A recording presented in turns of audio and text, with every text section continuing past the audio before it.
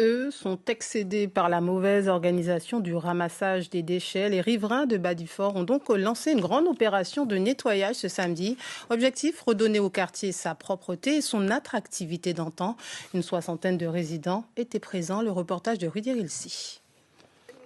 Un sac poubelle, t-shirt et à la bonne taille pour Jacques. Je crois que c'est XL. Gants. C'est parfait. Un équipement nécessaire pour cette opération citoyenne de ramassage qui va s'effectuer dans plusieurs zones de Bas-du-Fort. Palais des Sports, Marisol, Bas-du-Fort. Car le constat est cruel. Des hectares de déchets sauvages pullulent dans le quartier. On va la nettoyer de ces détritus. Vous voyez là, voilà, les petits rubalises. Des déchets ménagers souvent non recyclables. Surtout ce qui est petit, les petits bouts de plastique, parce que déjà, il y en a qui sont à moitié enterrés. Pour cette opération, les résidents ont monté 5 équipes. Ils se sont dispersés en plusieurs endroits. Jean-Marc a commencé à l'instant ses premiers ramassages. En moins de 10 secondes, j'ai déjà rempli 2 sacs. Eh ben, dites donc. Qu'est-ce que vous trouvez comme ça? De tout. Du verre, du plastique, même un enjoliveur de pneus, un peu de tout. Un peu de tout. Ici, ces déchets n'ont pas été enlevés depuis plusieurs semaines.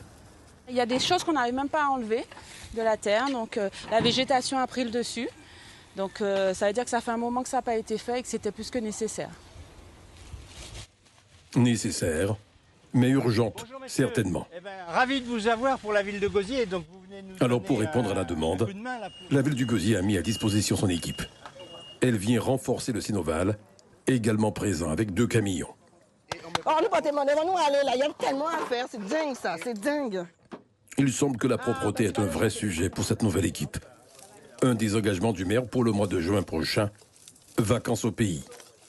Qui va consister à repeindre, à mettre en fleurs, qui va consister à mettre en place des ateliers pour les jeunes, à apprendre à faire des choses de leurs 10 mains, parce que moi je crois en la jeunesse. La jeunesse c'est l'avenir de tout.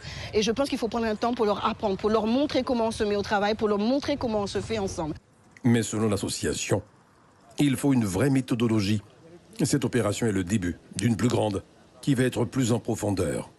Pour travailler, dialoguer avec les gens qui ramassent les déchets, que ce soit les déchets ménagers, les déchets verts, les encombrants, et puis surtout la lutte contre les incivilités. L'association préconise la création d'une brigade verte, habilitée à verbaliser les contrevenants et l'installation des panneaux d'information.